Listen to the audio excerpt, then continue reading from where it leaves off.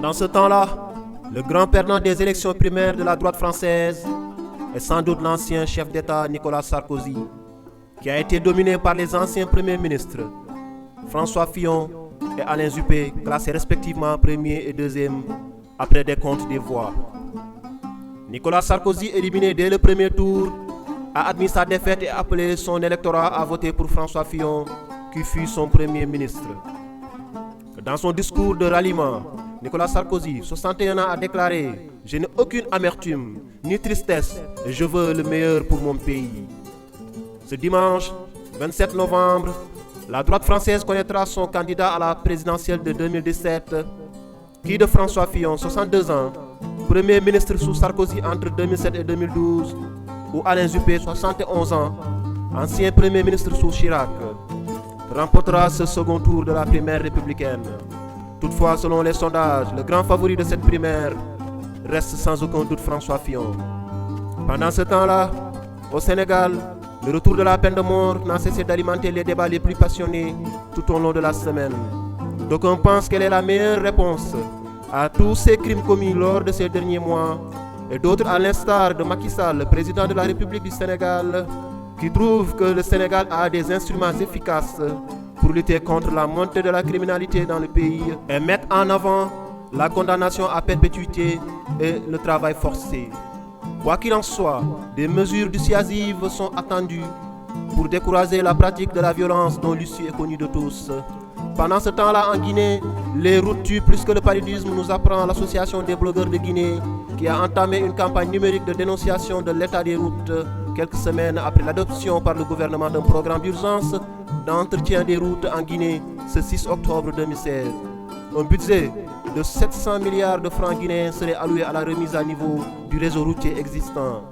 Pendant ce temps-là, en Côte d'Ivoire, il est officiellement mis fin aux fonctions de ministre de Messieurs Albert Mabry Touakes et Konan Niamien ce vendredi 25 novembre 2016. A noter que les concernés occupaient respectivement les fonctions de ministre des Affaires étrangères et de ministre de l'Habitat. Albert Mabry Touakes est le patron de l'Union pour la démocratie et la paix en Côte d'Ivoire, et le second Konan Niamien est le dirigeant du parti de l'Union pour la Côte d'Ivoire. Ce limogeage sonne comme une représaille à l'endroit de ces deux leaders dont les partis ont refusé de jouer le jeu de la répartition des candidatures pour les législatives de décembre 2016. Lors de ces législatives, 255 postes de députés sont à pourvoir, et sur les listes présentées par les différents partis et coalitions, nous enregistrons 1153 candidats, dont 12% de femmes seulement. Pendant ce temps-là, le Madagascar a accueilli le sommet de la francophonie de cette année, qui a vu la participation de François Hollande, qui effectuait ainsi sa première visite officielle dans l'île.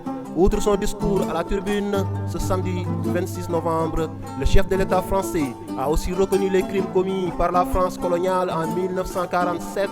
Il s'agit bien là d'une reconnaissance de ces crimes, mais pas d'excuses officielles de la part de la France, nous apprend RFI. Le chef d'État français s'est exprimé en ces termes, je cite « Je rends hommage à toutes les victimes de ces événements, aux milliers de morts et à tous les militants de l'indépendance qui ont alors été arrêtés et condamnés pour leurs idées. » Ce samedi 26 novembre, les discussions ont porté sur plusieurs dossiers, à savoir les crises sécuritaires, la lutte contre le terrorisme en Afrique et les migrations. Le Sénégal a passé le flambeau en la présence de Michaël Jean, secrétaire de l'OIF à la République de Madagascar, qui va présider aux destinées de l'organisation pour l'exercice de 2017. Ce dimanche 27 novembre, dernier jour du sommet de Madagascar qui a vu la participation d'une vingtaine de chefs d'État et de gouvernement, l'OIF comptera 4 nouveaux membres qui pourraient être la Corée du Sud, l'Argentine, la Nouvelle-Calédonie et l'Arabie Saoudite. Le prochain sommet de l'Organisation internationale de la francophonie se tiendra en Arménie en 2018. Pendant ce temps-là, les Cubains sont en deuil suite au décès de Fidel Castro ce samedi 26 novembre. Fidel Castro est considéré comme étant le père de la révolution cubaine et un des dirigeants les plus emblématiques du Parti communiste cubain, qui par ailleurs a dirigé le parti pendant 50 ans.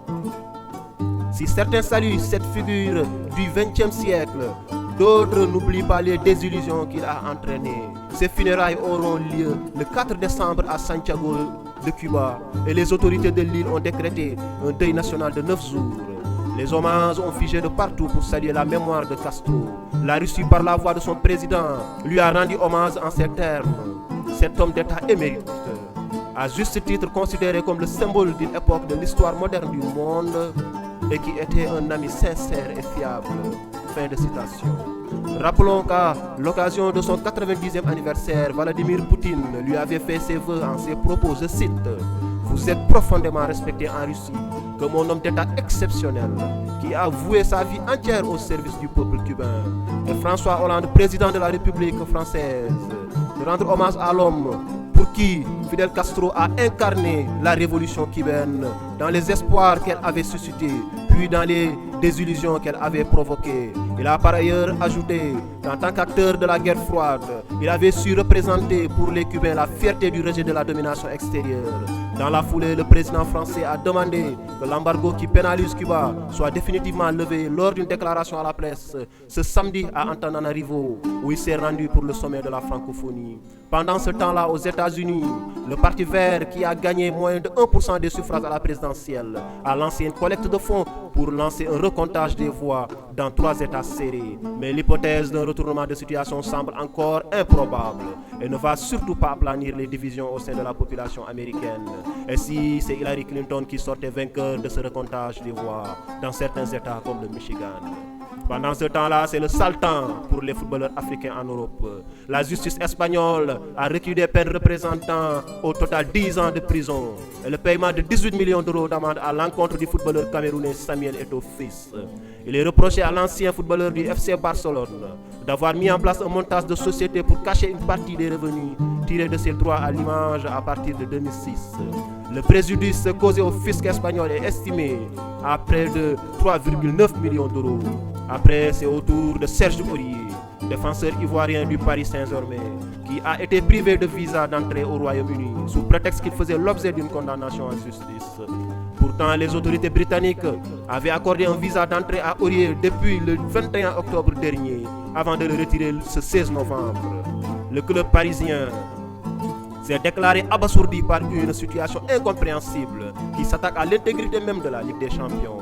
Par contre, ce qui a écœuré le club de la capitale française et les supporters du Paris Saint-Germain, c'est que les autorités britanniques ont décerné des visas aux Argentins Léo Messi et Mascherano pour prendre part au match qui les opposait à Manchester City à Londres, alors qu'ils font tous les deux l'objet d'une condamnation en justice en Espagne.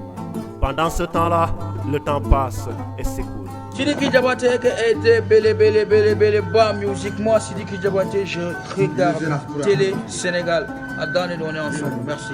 www.telesenegal.com, c'est là-bas que ça se passe.